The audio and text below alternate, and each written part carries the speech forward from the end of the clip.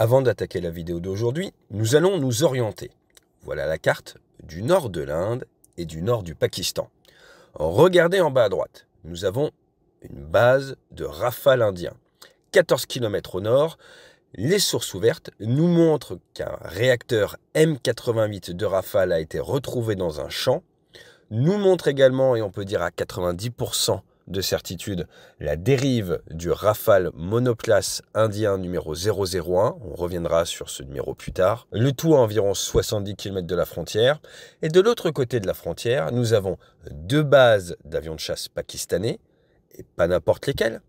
La base au nord, c'est la base où on retrouve ACE, le grand centre d'excellence aéronautique de l'aviation de chasse pakistanaise créé en 2016. Un peu plus au nord, nous avons la base des J-10C, nouvellement arrivée dans l'armée de l'air pakistanaise en réponse à l'achat de Rafale 36 par les Indiens. Et si on retourne de l'autre côté de la frontière, du côté du Cachemire, on retrouve un siège éjectable qui appartient possiblement à un MiG-29 indien dans les montagnes. Là, on est vraiment avec du relief, avec la plaine du Cachemire qui est à 1600 mètres d'altitude. Là où au sud, c'est beaucoup plus plat, beaucoup plus compliqué pour se cacher. Et entre cette zone du Cachemire et notre épave de Rafale, environ à mi-chemin, à un peu plus d'une centaine de kilomètres de la frontière, on retrouve les restes d'un missile PL-15E de fabrication chinoise, vendu récemment aux Pakistanais, qui dès le 5 mai d'ailleurs le montraient embarqué sur leur JF-17. Notre objectif est très simple, c'est celui d'essayer de comprendre dans un premier temps la situation technique et ensuite d'en extraire des leçons. 3 chapitres aujourd'hui, passé, présent, futur. Le passé avec ce qui s'est passé dans la nuit du 7, le présent avec la situation actuelle et les leçons déjà du 7, et le futur pour nous en tant que Français. Qu'est-ce que les événements de cette nuit nous apprennent sur l'évolution de l'art de la guerre? Avec notre nouvel ouvrage, l'état final recherché, c'est de vous faire redécouvrir la culture de sécurité grâce à l'adaptation des méthodes de l'aviation. Vous allez vous rendre compte que ce que l'on fait à Mach 1,5 a été réfléchi pour nous permettre de rentrer vivant et d'accomplir la mission, le tout dans les délais impartis et surtout avec les moyens à notre disposition. Il y a pas mal de choses dont vous pourriez vous inspirer dans votre quotidien.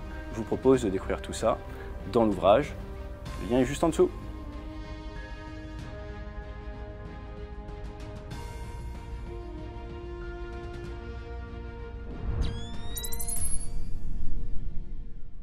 Alors avec ce genre de vidéo, j'aime bien commencer par une petite déclaration de biais. Comme vous le savez, si vous suivez la chaîne régulièrement, j'ai servi la France en tant qu'officier pilote dans l'aéronaval. J'ai été chef de patrouille projection de puissance sur Rafale Marine. J'ai donc forcément un certain lien avec le Rafale qui a été exporté, vous le savez, à l'Inde. Mais s'il y a une chose qu'Hollywood, mais également Bollywood, n'a pas tout à fait compris, c'est ça. Arrogant. Confident. En fait, la vraie qualité que vous voulez chez un pilote de combat, ce n'est pas la confidence, ce n'est pas d'avoir confiance en soi, c'est l'humilité. L'humilité, pourquoi? Car notre métier en tant que pilote militaire, c'est de tirer toutes les leçons des vols, que ce soit des vols d'entraînement ou des vols de guerre. Il n'y a rien de pire qu'un personnel navigant qui revient de mission avec des excuses, car les excuses empêchent le débriefing détaillé et précis. Les excuses inhibent l'acceptation des vraies leçons, même si elles font très mal à l'ego. Et c'est pas Chuck Norris qui va me contredire. Si on veut faire une petite note d'humour, je vous rappelle que le dernier général à avoir sous-estimé les Indiens, c'est Custer, Little Bighorn. C'est une blague, c'était aux États-Unis. D'ailleurs, pour la petite histoire, son frère qui était son aide de camp est décédé également lors de cette bataille et c'était un des 19 de tous les temps aux États-Unis à avoir reçu 2 médailles d'honneur du Congrès. Pour la petite histoire, à Little Bighorn, c'est là où l'Associated Press a également perdu au combat son tout premier reporter. Après ce petit détour avec notre jeu de mots, on vient sur la carte. Vous l'avez vu derrière, l'Inde, gigantesque pays, 1,5 milliard d'habitants. N'oubliez pas que sur ces 1,5 milliard d'habitants, ils ont sélectionné 40 pilotes de Rafale. Commencer à dire que les pilotes de Rafale en Inde sont mauvais, c'est mal connaître le retour d'expérience et des exercices que l'on a fait avec eux et c'est légèrement vivre dans le passé d'un point de vue des réalités actuelles. Vous avez le Pakistan de ce côté, 250 millions d'habitants, la frontière est là, le Cachemire est dans le nord. Qu'est-ce que l'on voit en zoomant un petit peu? Vous avez forcément la chaîne des montagnes dans le nord, la vallée du Cachemire ici, hauteur moyenne 1600 mètres avec du dénivelé. Je vous ai mis différents points. Et là, du côté du Pendjab, 2 points d'intérêt. Le premier, celui du sud, c'est la base des Rafales. Et juste au nord, à 14 km, c'est le lieu où un M88 et la dérive du BS-001 auraient été retrouvés. Je mets bien du conditionnel, on est à peu près sur 95% sûr de cette information qui a été confirmée par un officier du renseignement français à la presse et par 2 sources distinctes américaines à Reuters. Tout petit aparté sur le BS-001. Pourquoi BS? Alors les plus anglo-saxons d'entre vous connaissent ce petit mot. J'ai envie de vous dire c'est des monoplaces, donc on pourrait dire big stick, mais il semblerait plutôt que maintenant la communauté biplace les appelle bad situation. Pourquoi? Parce que BS c'est pour les monoplaces, ça vient du général BS danois, c'est un hommage à ce général indien qui a permis l'acquisition des Rafales. Pour ce qui est des biplaces, c'est RB. Et donc toutes les immatriculations commencent par RB, là encore en hommage pour un général indien. RKS Badawaran. Alors pour s'en retenir, facile, monoplace big stick ou back situation après ce vol et RB râleur à bord. Voilà, je faisais du monoplace, je vous ai dit j'ai quelques biais. Rentrons un tout petit peu dans le dur. Ici sont les zones qui ont été tapées dans la nuit du 7 au 8. Là, toute la partie là, au nord. Là, vous avez le Cachemire. Notre base de Rafale est ici. Ça veut donc dire que pour faire vos attaques scalp ou vos attaques A2SM, le scalp, vous allez tirer de très loin. L'A2SM, vous allez vous rapprocher. Qu'est-ce qui serait traitable à l'A2SM? Par exemple, ces cibles-là, sans aucun souci. Vous allez donc monter vers le nord avant de retourner vers votre base. Point à savoir. Les Indiens ne disposent pas de grandes capacités de ravitaillement en vol. C'est un de leurs talons d'Achille. D'ailleurs, un bidon a été retrouvé. Le fait de ne pas avoir de grande capacité de ravitaillement en vol et de ne pas pouvoir faire du ravitaillement entre rafales vous contraint d'un point de vue tactique. On en reviendra dans les leçons. Mais ce qui est intéressant de voir, c'est quels étaient par exemple les scénarios, les configurations possibles en partant de cette base pour aller taper par exemple quelque chose qui est dans cette zone. Très simple. 3 options. La première option, c'est l'option tout basse altitude. Vous décollez, vous volez à basse altitude, vous ouvrez le feu par exemple avec votre scalp, vous faites demi-tour, vous rentrez à la maison, vous êtes resté basse altitude tout le temps, quasi zéro prise de risque. Personne de ce côté de la frontière ne peut vous engager. Les missiles ne sont pas magiques, et si vous êtes à basse altitude, dos à la menace, vous risquez rien, à quelques dizaines de kilomètres de la menace. Si un avion ici vous tire dessus, il ne va jamais vous atteindre. Deuxième option, c'est tout faire en haute altitude. Vous décollez, vous montez. Alors, quel est l'avantage de la haute altitude? L'avantage de la haute altitude est que vous consommez beaucoup moins de pétrole, vous voyez, par rapport à ce qu'on disait avant. Donc avec votre profil en haute altitude, vous allez décoller, vous allez rester à l'intérieur de vos terres, sans faire face directement au Pakistan, sinon s'il y a un missile qui vient vers vous, ça pourrait être gênant. Hop là, vous allez éventuellement mettre un peu le nez vers la cible quand vous tirez, vous faites demi-tour, vous repartez, vous restez vraiment chez vous. Tiens, regardez, il y a un missile par là. Et la troisième option, c'est l'option du haut-bas-haut. Vous avez initialement une première phase, dite plutôt admin, où vous montez à haute altitude. Vous vous retrouvez avec tous vos collègues, vous êtes en attente et maintenant, pouf, ça part pour aller attaquer l'adversaire. Vous êtes initialement haut et vous avez calculé la distance à laquelle l'adversaire pourrait vous tirer dessus. L'adversaire, il fait des ronds, il fait des hippodromes comme ça pour essayer de vous détecter et derrière, il a ses avions radars qui tournent. Donc il sait que vous avez décollé, puis il a peut-être des mouchards, mais il y a la frontière. Et la frontière, il y a 2 choses à savoir dessus. La première, c'est ce qu'on appelle la Border Cross Authority. Est-ce qu'il y a autorisation de traverser la frontière? Un des retours d'expérience de 2019 dans la région, c'est que si vous traversez la frontière et que vous êtes abattu, ça vous fait un gros problème de communication et votre propagande ne suffit pas au vu des éléments que la partie d'en face a. Mais ce n'est pas parce qu'il n'y a pas la BCA, Border Cross Authority, qu'il n'y a pas la BSA, Border Shot Authority. L'autorisation de tirer de l'autre côté de la frontière. Et c'est là où les choses se compliquent. Pourquoi? Parce que la grande question, c'est qui a ouvert le feu le premier. Vous êtes en haute altitude, vous êtes chez vous tranquillement, même si vous allez vers le Pakistan. Si là, il y a un J-10, par exemple, il semblerait maintenant, d'après les déclarations du ministre des Affaires étrangères pakistanais, que ce sont des J-10C qui ont abattu les avions indiens, qui est là et qui vous voit arriver. S'il n'y a eu aucune agression sur le Pakistan et que ce J-10 décide d'ouvrir le feu, une déclaration de guerre, hein. Donc il ouvre le feu sur un avion à l'intérieur de l'Inde, c'est compliqué. Alors là, vous allez me dire, Théo, on t'arrête tout de suite, t'es complètement biaisé et pro-indien. Je vous explique pourquoi je tiens ces propos. Je tiens ces propos pour une raison très simple. Quand on regarde le cadre géopolitique de la région, faire des frappes chez son voisin est quelque chose que l'on retrouve malheureusement assez régulièrement. Les Iraniens avaient attaqué le Pakistan, les Pakistans ont répondu, rappelez-vous c'était en janvier dernier, mais le Pakistan est également habitué à faire des raids chez ses voisins. Par exemple, l'année dernière en Afghanistan. Comment est-ce qu'ils justifient tout ça? Les justifications pour éviter l'escalade sont qu'à chaque fois, ces raids sont dirigés contre des cellules terroristes. C'est par exemple également ce qu'on peut retrouver dans le narratif américain quand ils vont faire des frappes avec des drones ciblés sur certains territoires. Alors pourquoi est-ce que je vous dis qu'il y aurait déclaration de guerre ou en tout cas très grosse manœuvre escalatoire si les Pakistanais avaient ouvert le feu sur les avions de chasse indiens en premier? Eh bien parce que contrairement à ce qu'essayent de faire les Indiens, en tout cas ce sur quoi ils ont communiqué, à savoir cibler de manière précise des centres d'entraînement ou des terroristes en territoire pakistanais, là il y aurait volonté d'attaquer l'armée régulière de l'autre pays. Donc on va faire très simple, si les Indiens avaient fait leur raid et avaient ciblé les forces militaires pakistanaises, on est clairement dans l'escalatoire. Si les Pakistanais ouvrent le feu au travers de la frontière sur des Indiens qui n'ont pas encore attaqué leur territoire, on est sur l'escalatoire entre deux armées régulières. Maintenant, si les Indiens ouvrent le feu sur des terroristes en territoire pakistanais et que l'armée pakistanaise répond en ciblant des avions indiens, qui semblerait être le cas, là, on est plutôt dans de la légitime défense étendue et cela ne devrait pas partir dans tous les sens d'un point de vue escalatoire. J'espère que c'est plus clair.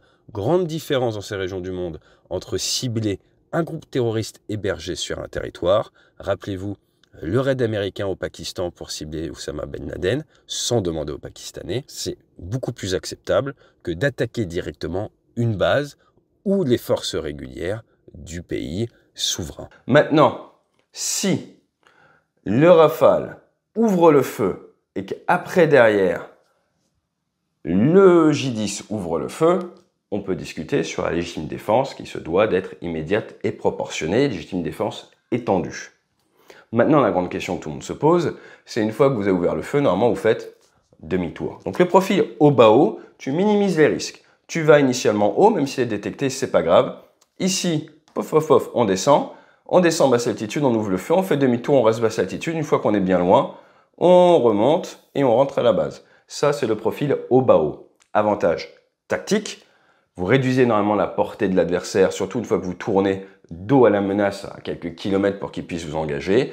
Avantage pétrole, même avec peu de pétrole, vous pouvez, grâce au profil plutôt au début, haute altitude et retour haute altitude, faire ce genre de trajectoire. Mais la grande question que tout le monde se pose, biais, oui, les Pakistanais ont ouvert le feu. À partir de quel moment ont-ils ouvert le feu? Si c'est avant l'ouverture de feu des Indiens, on est sur un cas de guerre. Si c'est après l'ouverture de feu des Indiens, eh bien c'est intéressant, c'est normal. Mais pourquoi les Indiens, dans ce cas-là, se sont rapprochés et n'ont pas profité de la basse altitude pour se cacher? Allez, ce que je vous propose maintenant qu'on a vu un peu la carte, s'asseoir au bureau, voir les différents points de manière méthodique. Alors, si on prend un petit peu dans l'axe, 1, on a eu l'attentat dont on a déjà parlé dans une dernière vidéo, qui explique d'ailleurs le nom de l'opération indienne. 2, la réponse indienne. La grande question que les militaires se posent, c'est quel était l'état final recherché. Dire que la mission indienne est un échec à l'heure actuelle ou a été mal préparée serait faire une faute d'analyse pour une raison très simple, nous ne connaissions pas les objectifs. Et ce qu'il semble tout de même, c'est que 9 sites ont été traités, que les munitions tirées par les Indiens ont réussi à pénétrer dans les territoires pakistanais, n'ont pas été interceptées ni par la chasse pakistanaise, ni par la défense aérienne pakistanaise, en tout cas pour une grande partie, et ont réussi à atteindre leurs objectifs. On est donc sur, on a bien donné un pourcentage de réussite de la mission qui est probablement, je dis bien probablement, au-dessus des 70%. Maintenant, le fait qu'il y ait des pertes amène forcément à se poser des grandes questions, mais à l'heure actuelle, la nature de ces pertes, la raison pour laquelle les avions ont été perdus, n'est pas prouvée. On va en reparler dans quelques minutes. Juste qu'on soit parfaitement clair, Dans l'exercice militaire, vous savez le résultat, puisque les deux parties, les bleus et les rouges, débriefent ensemble, partagent leurs tirs, et comme ça on peut aller au résultat. Ce qu'il faut comprendre, c'est que quand vous tirez un missile à 140 km, vous n'avez aucune idée du résultat, puisque vous n'êtes pas sur place pour pouvoir confirmer la perte. À partir de là, qu'il y ait des incohérences d'un côté comme de l'autre sur ce qui a été abattu, bienvenue dans le monde du BVR, au-delà de la portée visuelle. Du côté pakistanais, ça annonce 3 Rafales, un MiG, un Sukhoi abattu, initialement par du JF-17, maintenant par du J-10C. Du côté indien, on ne sait pas grand-chose. Du côté, on a dit, sources de renseignement français et américaines, on est sur un minima, un Rafale et probablement un autre avion. Je vous rappelle qu'on a vu un siège éjectable. Certaines sources parlent d'un dogfight pendant 1h30. Comme vous l'avez vu sur la carte tout à l'heure, c'était pas du tout un dogfight. Chacun était de son côté de la frontière à faire du tir longue distance. Si vous voulez quand même essayer de prendre un tout petit peu de hauteur sur pourquoi le Pakistan et l'Inde se tapent dessus, 2 points historiques. Le premier point, c'est le nom Pakistan. Ça vient en 1930 d'un acronyme, P pour Punjab, A pour Afghani, K pour, accrochez-vous bien, Cachemire, S pour Inde et TAN pour Baluchistan. Ce sont que des régions musulmanes du continent indien. Et il y a une deuxième signification en ourdou, qui est la langue officielle du Pakistan, qui veut dire Pak, pur, Stan, pays, d'où Afghanistan par exemple, c'est le pays des Afghans, terre des purs. En 1947, il y avait les Britanniques, ils se retirent, partition des Indes, et ce qui est intéressant, c'est de regarder que tous les endroits où les Britanniques ont fait une partition, ça a été clairement une situation d'avenir. Je rigole. Vous avez Palestine-Israël, vous avez l'Irlande, vous avez l'Inde-Pakistan, vous avez le Soudan, avec pour la petite histoire, une des dernières charges de cavalerie de l'histoire britannique. Il y avait Churchill en 1898 qui a participé. Et vous avez, si on veut faire la blague, je suis canadien, États-Unis, Canada. On voit ce qui se passe en ce moment. Humour. Ça, c'est tout ce qu'on pouvait dire sur le passé. Regardons maintenant le présent. Premier point, le brouillard de guerre est toujours présent en 2025 et plus que jamais, vous avez campagne de propagande de la part des protagonistes et de la part des fournisseurs de matériel des protagonistes. Il est à noter qu'on vit dans un monde où cette propagande prend des natures plus ou moins comiques. Regardez ce que nous proposent les Chinois.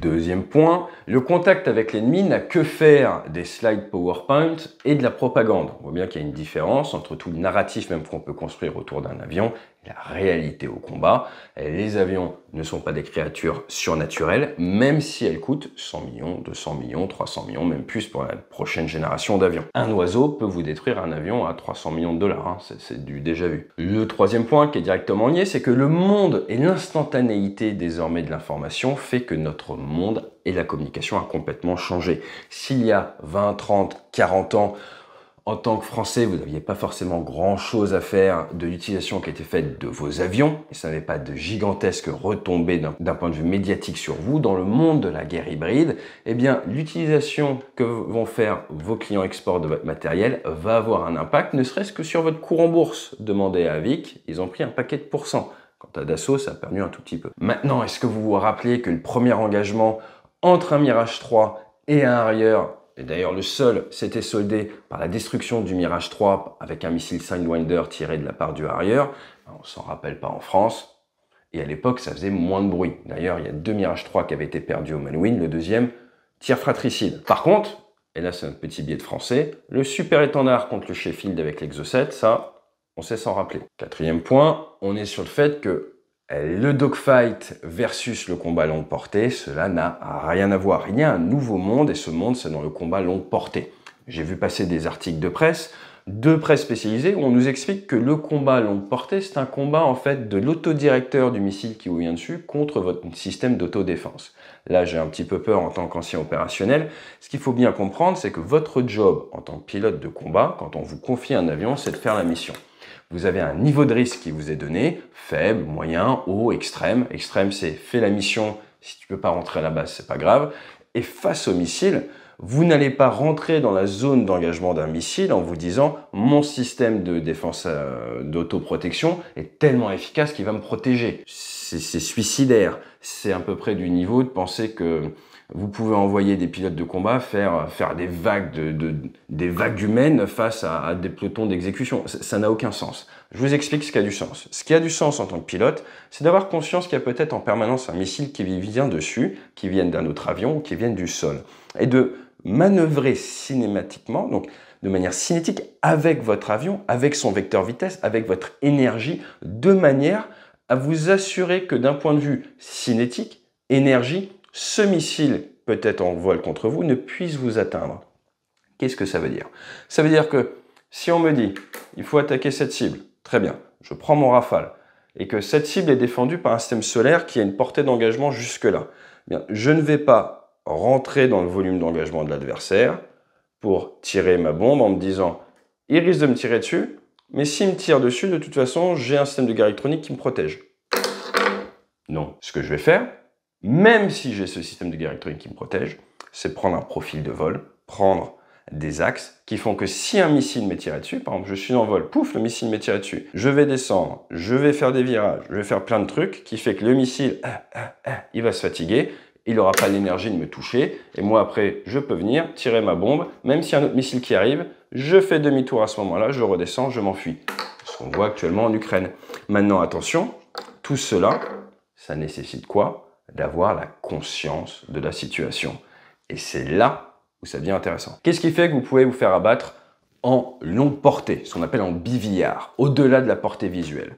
A, le manque de conscience de la situation. Vous ne savez pas qu'on vous tire dessus, vous ne savez pas qu'il y a un système d'armes, votre système de guerre électronique ne vous le dit pas, vous allez mourir, sans le savoir, mais vous allez mourir.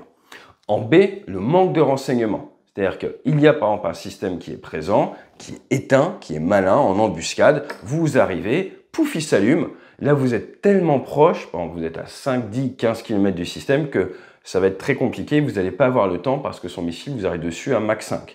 Donc, manque de renseignement en amont. Pour ça, il faut aller chez l'adversaire. Donc, ce n'est pas trop notre cas là, dans le cadre de la nuit du 7. En C, ça peut être une erreur. Vous faites une erreur, vous rentrez, vous savez qu'il y a la menace, mais vous vous faites avoir par autre chose, vous ne faites pas attention, vous prenez le missile. Une erreur. En D, la faute. Vous vous dites, ok, c'est bon, mais je suis tellement fort que j'y vais. Vous avez été mal sélectionné et vous y allez ou vous faites un target fixe. C'est déjà vu avec un MiG-21 indien qui a poursuivi un avion de chasse au Pakistan, qui a fini en se faisant abattre au Pakistan. Donc en fait, vous vous focalisez sur la menace, vous perdez votre conscience de la situation, vous tunnelisez, ça vous amène à faire une faute. Le dernier point, ça peut être un choix tactique. Face au niveau de risque qu'on en a dit, vous pouvez accepter de vous mettre en danger pour délivrer de l'armement, mais il y a peu de chances que sur un raid comme celui du 7, c'était autorisé par l'état-major parce que c'est toujours une question de balance entre l'effet militaire et la prise de risque. L'autre point qu'on peut sortir de tout ça, c'est le concept d'entrer en premier. C'est quelque chose qu'on a beaucoup entendu au niveau du marketing avec le Rafale, cette capacité à rentrer en premier. Rentrer en premier veut dire, et là on l'entend beaucoup au niveau de certaines analyses, ils n'ont pas supprimé les défenses aériennes pakistanaises. Ben oui, mais quand tu rentres en premier, le concept du Rafale, c'est que tu ne vas pas supprimer les défenses aériennes. Vous voulez savoir pourquoi? On a abandonné les capacités de suppression des défenses aériennes en France avec le Martel il y a plus de 30 ans. Ça veut donc dire que toute notre doctrine, maintenant, c'est tu dois rentrer sur l'adversaire sans être détecté. Encore une fois, ils ne sont pas rentrés l'autre jour. Donc ça veut dire quoi? Ça veut dire qu'en fait, tu rentres différemment. Comment est-ce que tu rentres différemment? Méthode française, par le bas, en volant bas. Pour rappel, dans la zone où il y avait notre Rafale, il n'y a pas de relief. Mais en descendant assez bas, si l'adversaire n'a pas une multitude de sites tout le long de la frontière, normalement ça passe. Normalement. C'est là où le retour d'expérience est intéressant. Et accessoirement, retour d'expérience d'Ukraine, on va développer de l'armement pour supprimer les défenses adverses avec le Rafale. Alors, on en revient à la perte de notre Rafale qui est à 14 km de sa base. Pourquoi? En A, je vous dirais un accident, 10% de chance.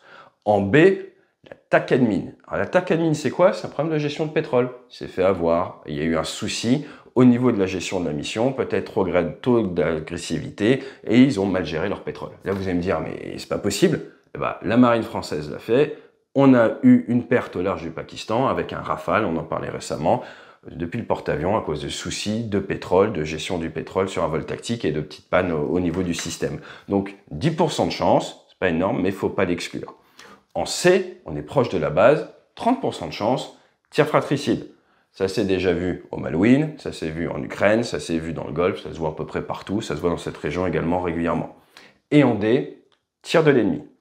Au niveau de tir de l'ennemi, pourquoi à 14 km de la base? Là, c'est intéressant. Deux options. L'option 1, il a été vraiment touché à 70 km de la frontière. Ça peut arriver. Option 2, il a été touché dans une autre zone. Il était en retour vers la base. Et à cause de la dégradation de l'état de l'avion lors de sa gestion de panne, il a été obligé de sortir à un moment. Qu'est-ce que ça voudrait dire? Ça voudrait dire qu'il a été touché non pas par un système solaire type HQ9 qui est très puissant avec une grosse charge militaire, mais par une charge militaire assez faible.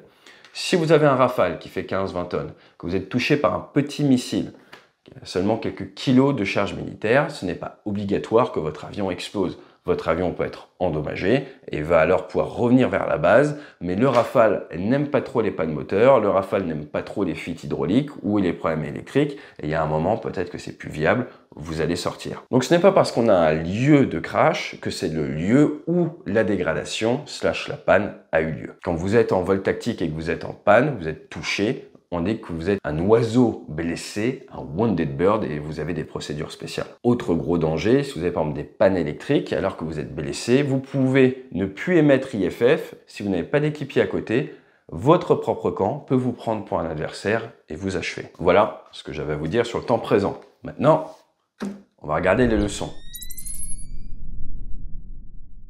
La première, c'est que les Pakistanais et les Chinois ont beaucoup été sous-estimés, notamment ces 15-20 dernières années. Tout le monde pense qu'ils sont restés au niveau qu'ils avaient au début des années 2000, or ce n'est pas le cas. Et trop souvent on entend « Ah, ils ont peut-être du matos sympa, mais est-ce qu'ils savent vraiment l'utiliser ?» Je vous mens pas, je l'ai entendu en unité de combat. Ça m'a toujours un peu fait criquer. Pourquoi? Prenez le PL-15. Le PL-15, ça remonte, premier test, à 2011. Il était opérationnel 2015-2016. PL, c'est pour éclair. Version export, 145 km. Ça peut monter à 300 km apparemment pour la version maison. Ils ont forcé les Américains à relancer un programme qui est l'AIM 260. Donc à l'heure actuelle dans le Pacifique, c'est eux qui ont le plus de portée.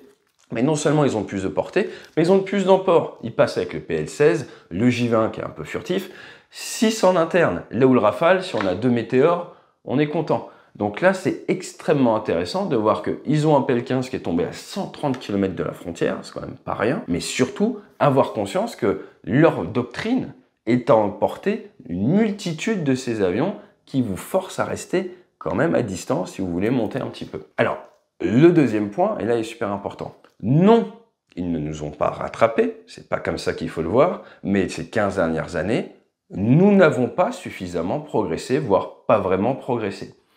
Je vais vous mettre une petite métaphore sportive. J'adore le cyclisme.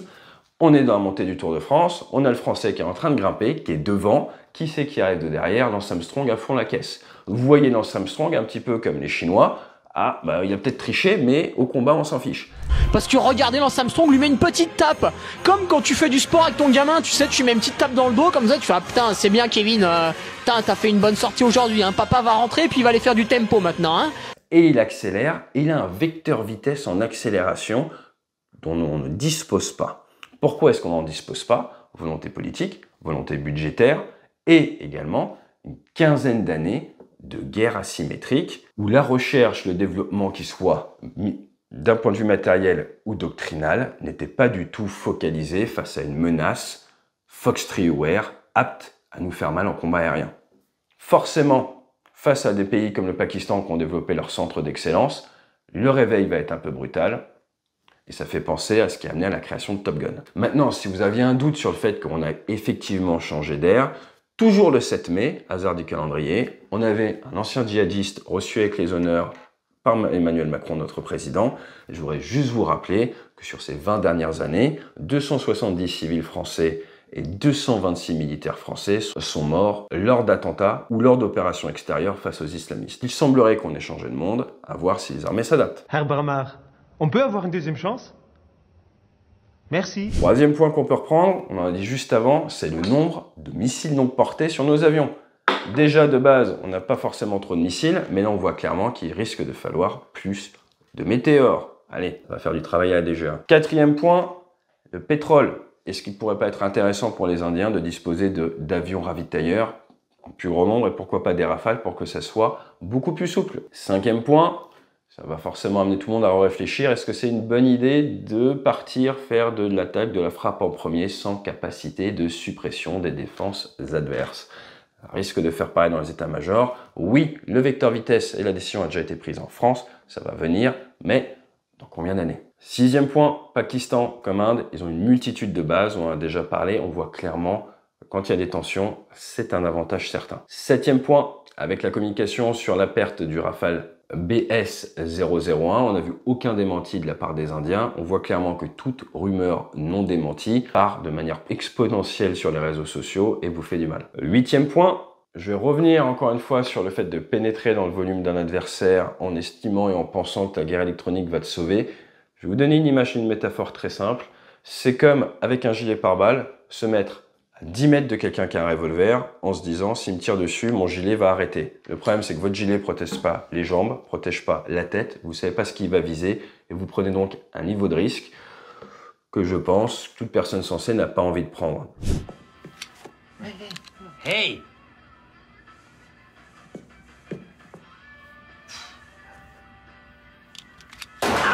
À partir de là, encore une fois, par la trajectoire, par la tactique, vous êtes normalement responsable d'éviter ce genre de problème. Ce qui m'amène sur le dernier point, qui est le point qui fait le plus mal. Sur cette chaîne, on n'a pas arrêté de vous en parler depuis des années, c'est le fait que nos clients export font des exercices entre différentes nations. Je vais vous donner 2-3 petits exemples. Au Qatar, on a eu en janvier 2024 l'exercice Zilzal 2. Qatar, client export du Rafale avec des instructeurs anciens de l'armée de l'air présents au Qatar pour former les équipages. Eh bien, pareil pour les Typhoon, pareil pour les autres, ils ont fait quoi en 2024 avec les Pakistanais? Un exercice entre le J-10C et le Typhoon. Vous savez, le Typhoon, Météore. Et c'est pas la première fois puisque ça fait 4 ans qu'ils font ce type d'exercice, depuis 2020. Et en 2020, les Qataris ont mis qui en face? Alpha Jet et, accrochez-vous bien, Mirage 2000. Mirage 2000 qu'ont, entre autres, les Indiens. Mais c'est pas les seuls. Regardez, on en a déjà parlé, l'Aigle d'Anatolie, c'était en juin 2021, chez nos amis de l'OTAN turc, qui avaient reçu Qatar, Pakistan, Azerbaïdjan, et ils avaient fait F-16, JF-17, Rafale, MiG-29, Sukhoi 25, le tout avec de la WACS de l'OTAN. Ce qui est sûr, et ça c'est sûr, quand les Pakistanais se déplacent et vont dans ce genre d'exercice, ils ont beaucoup de pilotes. Pourquoi? Tout simplement parce qu'ils ont des officiers renseignements qui mettent une tenue de pilote. C'est connu, ça se sait, c'est de bonne guerre, j'ai envie de vous dire, c'est malin. Et comme relevé par certains journalistes spécialisés, lors de cet exercice en 2024, 7 pilotes pakistanais auraient pu voler en place arrière du Rafale. De là à imaginer qu'ils aient pu jeter un petit coup d'œil au système d'armes et aux portées d'engagement des missiles utilisables par le Rafale. Je vous rappelle qu'on a vendu le Météore aux Qataris. Il n'y a qu'un pas. Maintenant, encore une fois, on ne sait pas pourquoi le Rafale n'est pas rentré à la maison, mais ce qu'on sait, c'est que de nombreux pays qui, pendant des années, étaient très loin derrière nous en termes de tactique militaire, rattrapent leur retard avec un vecteur vitesse. Et ce qui est sûr, c'est que le biais de supériorité au combat, ça tue. J'espère que cette vidéo vous aura permis d'y voir un petit peu plus clair, que ce soit dans le combat aérien, dans la zone, dans la situation, dans les premières leçons qu'on peut en tirer. Je vous dis à très bientôt sur la chaîne, pourquoi pas en conférence autour du management dans votre entreprise. Grand merci à tous ceux qui ont acheté le livre Crash et pourquoi pas à très vite sur le bassin d'Arcachon pour voler au-dessus du bassin, tout seul ou en patrouille. On vous sort un site web qui parle de tout ça à partir de lundi prochain. Allez, à très vite, fly safe.